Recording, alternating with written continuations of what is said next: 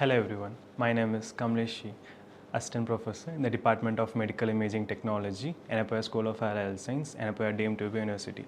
Today we are going to see the topic of cryoablation.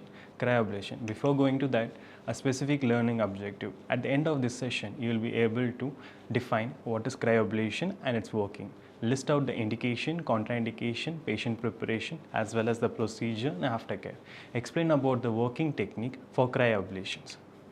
What is cryoablation? A minimal invasive procedure that uses freezing to destroy the abnormal tissues and cancerous cells. Actually, the freezing is done in two techniques. This cryoablation mechanism is of two techniques. One is freezing, another is thawing. The freezing is a rapid insertion of a gas which is towards the targeted cancerous tissues, and this is done to hit the tissue and to destroy the cancerous cells.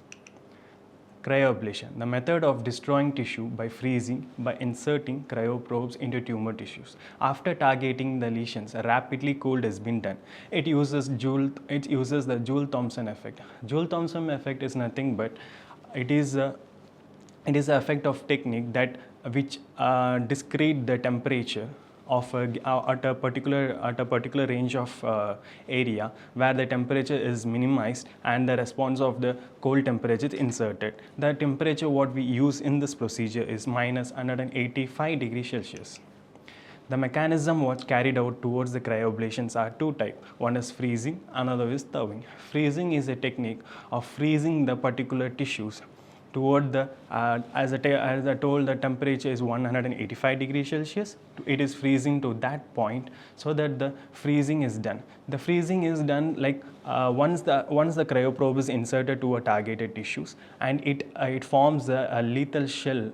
It forms a freezing zone of shell towards the entire tissue, and the shell beneath that shell, the cells will be shrinking, and it will lead to excrete of H2O, and this H2O which will be formed in the outer layer of the lethal shell, and this shell and the shells carries of H2O in the outer layer, and this of strengthening of the cells, and the thawing comes. Then the thawing is nothing but the rapid insertion of the H2O.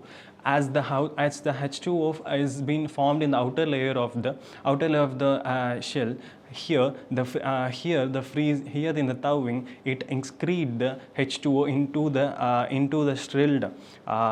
the cell, and it beneath that cell, and it bulges, and it bursts to the cell membrane of the tissues. This happens 2 to 3 cycles, and this prolongedly happens until the cell is entirely damaged. The indications of the procedure is metastatic bone disease, prostate cancer, fibroadenomas of the breast. It is a type of cancerous cells developed in the breast, musculoskeletal neoplasm. The contraindications are cryobulimia, gold intolerance, incomparative patients. Patient preparation. Fasting for 6 to 8 hours prior to the examination is mandatory. Patient history and blood reports should be collected. Explain the procedure to the patients. A written consent should be obtained before the patient is being administered. Equipments which is used for this procedure is CT and MRI. It can be ultrasound also, and cryoprobe.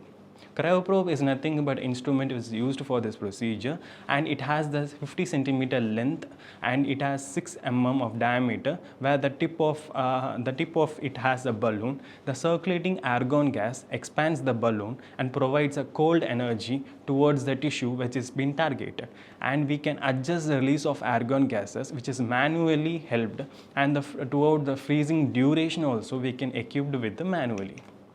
And the procedures.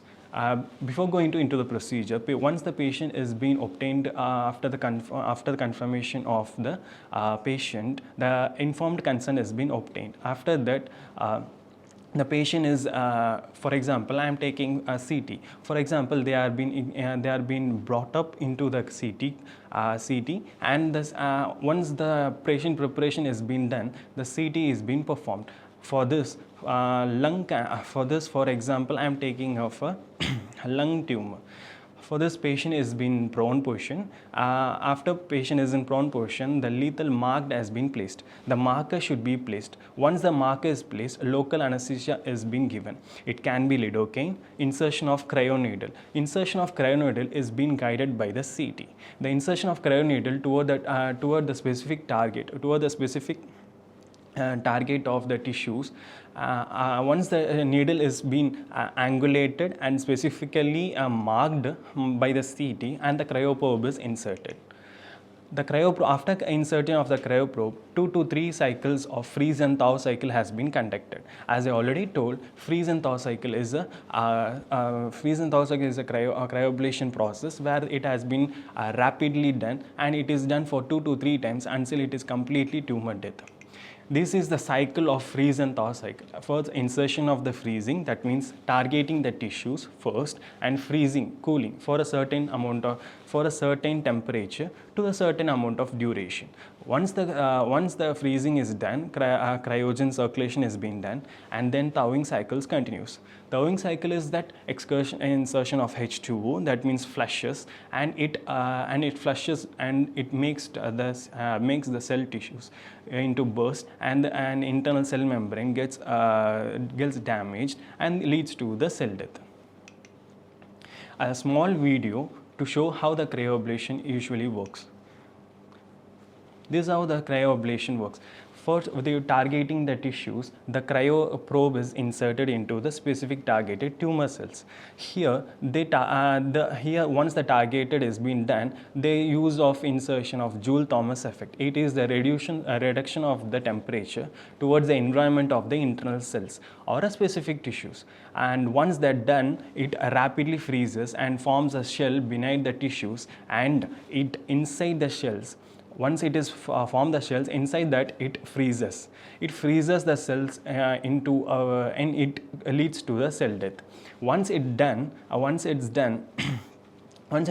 the outer layer of the cells excrete H2O that forms in the outer layer of the cell, outer layer of the activate shell, freezing shell. Once that it is internally damaged. Okay. After that, thawing cycle occurs. In the thawing cycle, the excretion of this insertion of H2O rapidly moves, and it breaks down the cell membrane of each cell and leads to a cell death. That leads to a cell death which been prolongedly done, and that flows of the entire tissue. And here, after that cycle, the blood vessels which been carried towards the tissues will been cut off. Once the blood vessel been cut off, there is no insertion of blood or something inactive participation of the tissue towards the body parts, so that it will be damaged prolongedly, and this will make a damage of the cell tissue, cell death, and leads to a death of a tissue, and at last it forms a healthy scar tissues. This is how cryoablation works. The advantages: when it is compared to an open surgery, less damaging to the surrounding tissue, safer and lower chances of infection. Fewer side effects, easier to recover. Complications are bleeding, complications from anesthesia, infection, a nerve damage leading to weakness or numbness. Aftercare: immediate after the procedure, we should perform in contrast enhanced CT or MRI to see the effect of the ablation. Once the ablation is being done, it deals with the cutoff of the blood supply, where it could lead to major complications also. So that before that performing aftercare like CT enhanced contrast enhanced CT or MRI should be performed, so that we can see the blood flow as well as blood vessels. What are the medium of blood vessels has been carried down towards the body, if it is affected or not. 2 to 3 hours of observation is needed. Vital signs should be monitored. Here the first case study on the lung, where the patient have a lung tumor of a specific, and here the needle is being inserted. Once the needle is inserted, there in the image 2, there it is showing formation of freezing cell. freezing shell towards the cryoprobe. Here what the cryoprobe generate the freezing shell outerly, and inside this shell the damages of the cell death is being performed. In the case 2, here comes the patient with the tailbone metastasis. That is the metastasis of cancer which is occurred in the tailbone. Here it is a major complicate that what type of cryoprobe we use. Usually maximum number of cryoprobes are not basically good enough for inserting towards the bone. Actually, here another innovations of cryoprobe needle has been invented, where they use V probe. Okay, V probe. This is a new modern probe which has been used for metastasis studies especially, and the study which have large number of cell tissues which have cancerous, for example. Actually, these are the V probe which consist of it has a 5 spherical aspect, that it has 5 type of spherical formation. That means the air balloon which has been created at the tip, we can manually adjust the ice formation of the balloon, so that it can be 5 centimeter, 4 centimeter, 3, 2.5 to 1.5, that we can adjust manually. As here shown in the V probe, it is a manually adjuster is there, so that we can adjust the volume, so that the air balloon formation at the tip can be adjusted, so that the specific tissue will be targeted and it will be reduced. These are the recent advancement in the cryoprobe.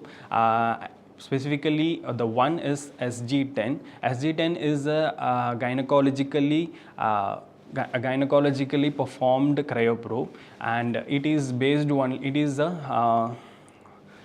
a cryoprobe spray type of cryoprobe which has a crossed needle, and SG10 is basically used in gynecological procedures, as well as the advancement of SG10 is G46 and G48. These are the recent advancement, and that the needle is better curved, so that it is helped for the sensitive areas like reproductive systems and rectal procedures and all.